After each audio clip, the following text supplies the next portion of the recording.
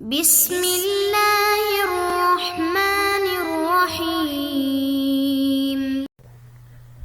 اللهم صل على سيدنا ومولانا محمد افضل صلواتك بعدد معلوماتك وبارك وسلم وصل عليه۔ بسم اللہ الرحمن الرحیم۔ عزیز طلباء کرام، امید ہے کہ انشاءاللہ العزیز آپ سب خیر و عافیت کے ساتھ ہوں گے۔ جامع السنن الترمذی کے ابواب البر والصلۃ عن رسول اللہ صلی اللہ علیہ وسلم کے ایک اور درس کے ساتھ آپ کی خدمت میں حاضر ہونے کا موقع ملا۔ بحمد اللہ تعالی آج ہمارا سبق نمبر 57 ہے، تو بڑھتے ہیں اپنے سبق کی طرف۔ باب ما جاء فی اصلاح ذات البین، یہ باب ہے آپس میں صلح کرنے کے بارے میں، مصالحت کرنے کے بیان میں۔ وبه قال حدثنا محمد بن بشار قال حدثنا ابو احمد قال حدثنا سفیان وحدثنا محمود بن غیلان حدثنا بشر بن السری وابو احمد قال حدثنا سفیان عن ابی حسین عن شاہر بن حوشب عن اسماء بنت یزید قالت، ہمیں روایت کی محمد بن بشار نے، انہوں نے روایت کی ابو احمد سے، ابو احمد نے سفیان سے، اسی طرح ایک اور سند کے واسطے سے یہ روایت کی محمود بن غیلان نے، انہوں نے بشر بن سری سے اور ابو احمد سے۔ یہ دونوں حضرات فرماتے ہیں کہ ہمیں روایت کی سفیان نے ابن حسین سے، انہوں نے شاہر ابن حوشب سے، اور انہوں نے اسماء بنت یزید رضی اللہ تعالی عنہا سے کہ آپ رضی اللہ تعالی عنہا نے فرمایا، قال رسول اللہ صلی اللہ علیہ وسلم کہ حضور نبی کریم صلی اللہ علیہ وسلم نے ارشاد فرمایا، لا یحل الکذب الا فی ثلاث، جھوٹ بولنا حلال نہیں ہے، جائز نہیں ہے مگر تین چیزوں میں۔ یحدث الرجل امرأتہ لیرضیہا، ایک یہ کہ کوئی شوہر اپنی بیوی سے جھوٹی بات کہے تاکہ اسے راضی کرے۔ والکذب فی الحرب، دوسرا یہ کفار کے ساتھ لڑائی کے سلسلے میں جھوٹ بولے۔ والکذب لیصلح بین الناس، تیسرا اس لیے جھوٹ بولنا کہ لوگوں کے درمیان صلح کر لے۔ وقال محمود فی حدیثہ، اور محمود نے اپنے حدیث میں کہا ہے، لا یصلح الکذب الا فی ثلاث، یعنی جھوٹ بولنا درست نہیں ہے، مناسب نہیں ہے مگر تین جگہوں پر، یعنی اس میں لا یحل الکذب الا فی ثلاث کی جگہ لا یصلح الکذب الا فی ثلاث ہے۔ ھذا حدیث حسن، یہ حدیث حسن ہے، لا نعرفہ من حدیث اسماء الا من حدیث ابن حسین، ہم اسے حضرت اسماء کی حدیث سے نہیں جانتے مگر ابن حسین کی حدیث سے جانتے ہیں۔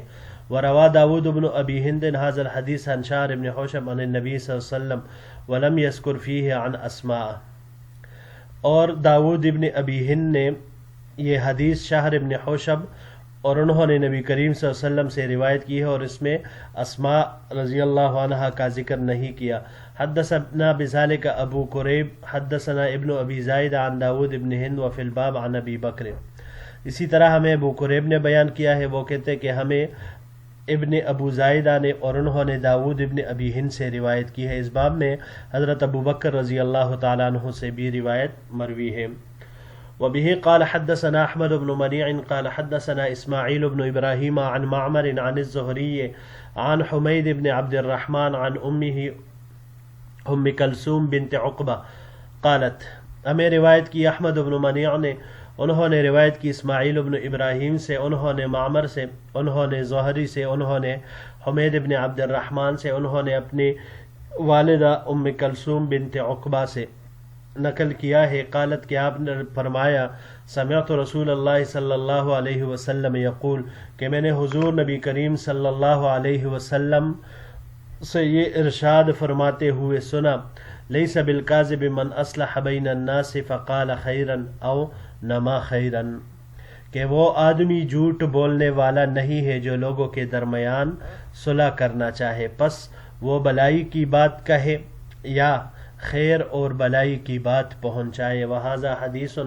حسن صحیح، اور یہ حدیث حسن صحیح ہے۔ جی عزیز طلباء کرام، اصلاح ذات البین، یہ آپس میں ناراضگی، چپقلش اور خفگی جب آتی ہے تو اس کو ختم کرنے کے لیے، ناراضگی کو ختم کرنے کے لیے اور الفت اور محبت والا تعلق، اسلامی اخوت والا تعلق برقرار رکھنے کے لیے صلح کی جاتی ہے، مصالحت کی جاتی ہے۔ قرآن کریم میں ارشاد ہے وَالصُّلْحُ خیر، کہ صلح میں بہت ہی خیر ہے۔ اتفاق اور اتحاد یہ بہت ہی بڑے خیر کا باعث ہوتا ہے، جبکہ نفرت، بگاڑ، انتشار، تفرقہ یہ زوال کی نشانیاں ہوتی ہیں۔ تو اس باب میں اس بات کی طرف اشارہ ہے کہ مسلمانوں کے اندرونی احوال کی اصلاح اور ان کے آپس میں صلح، مصالحت کرنے اور جوڑ پیدا کرنے کی کتنی اہمیت ہے۔ اس حدیث میں یہ بتایا گیا ہے کہ لوگوں کے درمیان صلح کرنے اور جوڑ پیدا کرنے کے لیے جھوٹ بھی اگر بولنا پڑے تو وہ جھوٹ بھی جائز ہے۔ 3 قسم کے یہاں پر بیان ہوئے ہیں۔ پہلے یحدث الرجل امرأته لیرضیہا، کوئی شوہر اپنی بیوی کو راضی کرنے کے لیے جھوٹ بولے تو یہ بھی جائز ہے، کیونکہ بیوی اور شوہر کے درمیان الفت اور محبت قائم رہے اور شیطان کو ان کے درمیان توڑ کا کوئی راستہ نہ ملے۔ اسی طرح کفار کے ساتھ لڑائی میں بھی اسی طرح کا جھوٹ بولنا جائز ہے، اسے جنگی چال کہا جاتا ہے۔ الحرب خدعۃ، جیسے آپ صلی اللہ علیہ وسلم نے فرمایا کہ آپ صلی اللہ علیہ وسلم کو جب مشرق کی جانب جانا ہوتا تو آپ صلی اللہ علیہ وسلم مغرب کا اشارہ دیتے تاکہ دشمن کو قبل از وقت پتہ نہ چلے، تو اس طرح یہ تدبیر کرنا ہوتا ہے۔ اب بعض حالات ایسے ہوتے ہیں کہ پھر جہاں پر جھوٹ بولنا وہ واجب ہو جاتا ہے۔ ہمارے امام ابو حنیفہ صاحب رحمہ اللہ کے مسلک کے مطابق عام حالات میں جھوٹ بولنا تو حرام اور گناہ کبیرہ ہے، لیکن بعض صورتوں میں مکروہ اور بعض صورتوں میں مباح، جبکہ بعض صورتوں میں وہ واجب ہو جاتا ہے۔ مثلا علماء کا اس پر اتفاق ہے کہ اگر کوئی ظالم کسی آدمی کو قتل کرنے کا ارادہ رکھتا ہو اور یہ مظلوم آدمی کسی جگہ چھپ گیا ہو جو کہ آپ کو معلوم ہو، اور وہ ظالم اس کے متعلق آپ سے پوچھے کہ فلاں آدمی کہاں ہے، تو اس موقع پر آپ نے اس مظلوم کی جان بچانے کی خاطر یہ جھوٹ بولنا آپ کے اوپر واجب ہے کہ آپ جھوٹ بولیں گے۔ اور اگر اس مظلوم کی نشاندہی کی، اس کی جگہ بتلا دی، اس نے اس کو پکڑ کر قتل کیا، تو یہ سچ بول کر اس نے حرام اور ناجائز فعل کا ارتکاب کیا۔ ہاں، ایسے مواقع پر توریہ پھر کیا جا سکتا ہے۔ توریہ کرنا یہ بہتر ہوتا ہے کہ انسان حتی المقدور جھوٹ بولنے سے بھی بچ سکے اور مقصود بھی حاصل ہو سکتا ہے۔ اور اگر توریہ کرنا نہ آتا ہو تو پھر ظاہر سی بات ہے اسے جھوٹ بولنے پر ہی کام چلانا پڑے گا۔ توریہ کا مطلب یہ ہے کہ کوئی ایسے محتمل الفاظ استعمال کرے کہ مخاطب کو خلاف واقع چیز سمجھ میں آئے، جیسے حضرت ابوبکر صدیق رضی اللہ تعالیٰ عنہ نے توریہ اختیار فرمایا اور عزیمت پر عمل کیا۔ ہجرت کے موقع پر جب ان سے پوچھا گیا کہ یہ آپ کے ساتھ کون ہے، تو حضرت ابوبکر رضی اللہ تعالیٰ عنہ نے ایک حکیمانہ انداز میں جواب دیا، رجل یہدینی السبیل، ایک آدمی ہے جو مجھے راستہ دکھاتا ہے۔ اب اس جواب سے تو مشرکین نے اس وقت کی عام عادت کے مطابق یعنی رہبر کا معنی لے لیا کہ بھائی یہ سفر پر جا رہے ہیں تو رہبر کو اپنے ساتھ لیا ہے، اور خود حضرت ابوبکر رضی اللہ تعالیٰ عنہ کا مطلب ان الفاظ سے یہ تھا کہ یہ تو رسول اللہ صلی اللہ علیہ وسلم ہیں جو مجھے صراط مستقیم اللہ کی طرف کا راستہ اور ہدایت دکھا رہے ہیں، تو ان کا معنی وہ یہی تھا۔ اور تیسرے نمبر پر والکذب لیصلح بین الناس، لوگوں کے درمیان صلح کرنے کے لیے بھی جھوٹ بولنا جائز ہے کہ دو مسلمانوں کے درمیان کسی وجہ سے ناراضگی اور قطعی تعلق واقع ہو جائے تو دوسرے مسلمانوں کے ذمے لازم ہے کہ ان کے درمیان صلح کرا دے تاکہ جھگڑا طول نہ پکڑے اور مزید فساد وہ پیدا نہ ہو، تو اس وجہ سے ایسا کرنا یہ بہتر ہوتا ہے۔ جی بڑھتے ہیں اگلے باب کی طرف. باب ما جاء فی الخیانت والغش. یہ باب ہے خیانت اور ملاوٹ و فریب کے بیان میں. وبه قال حدثنا قتيبة قال حدثنا الليث عن يحيى بن سعيد عن محمد بن يحيى بن حبان عن لؤلؤة عن ابی سرمہ ان رسول اللہ صلی اللہ علیہ وسلم قال. ہمیں روایت کی قتیبہ نے، انہوں نے روایت کی لیث سے، انہوں نے یحییٰ ابن سعید سے، انہوں نے محمد ابن یحییٰ ابن حبان سے، انہوں نے لؤلؤہ سے، اور لؤلؤہ نے ابو سرمہ رضی اللہ تعالیٰ عنہ سے روایت نقل کی ہے کہ حضور نبی کریم صلی اللہ علیہ وسلم نے ارشاد فرمایا: من ضار ضار اللہ بہ ومن شاق شاق اللہ علیہ، کہ جس نے کسی مسلمان کو ضرر پہنچایا تو اللہ تعالیٰ اس کو ضرر پہنچائے گا، اور جس نے کسی مسلمان کو سختی میں مبتلا کر دیا اللہ تعالیٰ اس کو سختی میں مبتلا کر دے گا. وفی الباب عن ابی بکر ھذا حدیث حسن غریب. اس باب میں حضرت ابو بکر رضی اللہ تعالیٰ عنہ سے بھی روایت مروی ہے اور یہ حدیث حسن غریب ہے. وبه قال حدثنا عبد بن حمید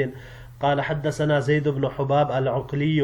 قال حدثني ابو سلمة الکندی قال حدثنا فرقد السبخی عن مرة بن شراحیل الحمدانی وهو الطیب عن ابی بکر الصدیق قال. ہمیں روایت کی عبد بن حمید نے، انہوں نے روایت کی زید بن حباب العقلی سے، انہوں نے کہا کہ مجھے روایت کی ابو سلمہ الکندی نے، انہوں نے روایت کی فرقد السبخی سے، انہوں نے مرہ ابن شراحیل الحمدانی سے جو کہ طیب ہے، اور انہوں نے ابو بکر صدیق رضی اللہ تعالیٰ عنہ سے روایت کی کہ حضرت ابو بکر صدیق رضی اللہ تعالیٰ عنہ نے فرمایا: قال رسول اللہ صلی اللہ علیہ وسلم، کہ حضور نبی کریم صلی اللہ علیہ وسلم نے فرمایا: ملعون من ضار مؤمنا، کہ ملعون ہے یعنی اللہ کی رحمت سے دور ہے وہ آدمی جس نے کسی مومن کو ضرر پہنچایا، او مکر بھی، یا اس کو دھوکہ دیا. ھذا حدیث غریب، یہ حدیث غریب ہے. خیانت اور اسی طرح ملاوٹ اور فریب، یہ خفیہ طور پر کسی فریب اور دھوکہ کے ذریعے سے، چاہے خفیتاً ہو علانیتاً ہو، دونوں ناجائز اور حرام ہیں. امام ترمذی رحمۃ اللہ علیہ نے خیانت اور غش یعنی ملاوٹ اور دھوکہ کے نام سے باب قائم کر کے اس میں 2 حدیثیں ذکر فرمائی ہیں. پہلی حدیث کا مضمون: جس آدمی نے کسی دوسرے مسلمان کو ضرر پہنچایا تو اللہ اسے ضرر پہنچائے گا، اور جس نے کسی مسلمان کو سختی اور مشقت میں ڈال دیا تو اللہ تعالیٰ اسے اس مشقت میں ڈال دے گا. اب کسی مسلمان کو دھوکہ دینا اور اس کو تکلیف اور ضرر پہنچانا یہ جائز نہیں. اب ملاوٹ ہر ایک چیز میں ہو سکتی ہے، ہر چیز میں موجودہ دور کے اعتبار سے ہم دیکھ لیں، دودھ، مسالہ جات، کتنی چیزیں ہیں کہ یہ تمام کی تمام جو لوگ ملاوٹ اس میں کرتے ہیں. حدیث مبارک میں آپ صلی اللہ علیہ وسلم نے ایک سخت وعید ارشاد فرمائی ہے: من غشنا فلیس منا، جس نے ہم کو دھوکہ دیا یعنی مسلمانوں کو دھوکہ دیا وہ ہم میں سے نہیں ہے. تو گویا یہ مسلمان کی شان نہیں ہے کہ جناب رسول اللہ صلی اللہ علیہ وسلم کے ان ارشادات کے باوجود وہ دھوکہ اور فریب دے کسی کو، اور اگر کوئی کرتا بھی ہو تو ان ارشادات اور ان کے سننے کے بعد پھر اس سے باز آنا یہ بھی لازمی ہے. اس کے علاوہ جو آج کل یہ بعض اسکیمیں چل رہی ہوتی ہے، یہ بھی ایک طرح سے چاہے بعض بینکیں کرتی ہیں، بعض عام لوگ کرتے ہیں جو اسکیمیں نکالتے ہیں ایک دفتر بنا کر، وہاں پر جمع ہوتے ہیں، لوگوں کے پیسے جمع کرتے کرتے جب یہاں تک کہ ان کے پاس ایک اچھی خاصی اماؤنٹ جمع ہو جاتی ہے، وہ لے کر راتوں رات ایسے فرار ہو جاتے ہیں کہ ان کا کوئی نام و نشان ہی پھر نہیں ملتا. تو یہ تمام طریقے، یہ تمام چیزیں ایسی ہیں کہ لوگوں نے دنیا کمانے کے لیے حلال اور حرام کی تمیز ہی چھوڑ دی. تو ایسے لوگ پھر وہ اللہ کی گرفت اور پکڑ میں جب آتے ہیں تو پھر ان کا حال دیکھنے لائق ہوتا ہے. یہی وجہ ہے کہ دوسری روایت میں آپ صلی اللہ علیہ وسلم نے ملعون قرار دیا ہے اس شخص کو. ملعون، ہم جو یہ لعنت کہتے ہیں نا، لعنت، تو لعنت کا مطلب یہ ہوتا ہے یہ کسی کافر پر بھی نہیں کرنا چاہیے لعنت، کیونکہ لعنت کا مطلب ہوتا ہے کہ اللہ کی رحمت سے دور ہو. تو اللہ کی رحمت سے دور ہو مطلب یہ کہ آپ نے اسے بالکل ایمان ہی سے دور کر دیا، کہ اگر ایمان لانے کا کبھی اس کا دل ہو تو اللہ کرے یہ لائے ہی نہ، ایسا نہیں کرنا چاہیے. لیکن یہاں پر اس کو ملعون فرمایا گیا، اور فرمایا بھی حضور نبی کریم صلی اللہ علیہ وسلم نے کہ جو مومنین کو ضرر دے اور ان کے ساتھ دھوکہ اور فریب کرے تو ایسا شخص ملعون ہے، اللہ کی رحمت سے انتہائی درجے کا وہ دور ہے. اللہ جل شانہ ہم سب کے حالت پر رحم فرمائے اور ہم سب کی حفاظت فرمائے، ہمیں کسی کے لیے بھی تکلیف، مصیبت اور دھوکہ دہی کا ذریعہ نہ بنائے. اللہ جل شانہ ہمیں حضور صلی اللہ علیہ وسلم کے ان فرامین مبارکہ پر عمل کرنے کی توفیق اور ان کے مطابق زندگی گزارنے والا بنائے. جی عزیز طلباء کرام، انشاءاللہ العزیز اگلے درس میں ایک نئے باب کے ساتھ پھر آپ کی خدمت میں حاضر ہوں گے. السلام علیکم ورحمۃ اللہ وبرکاتہ.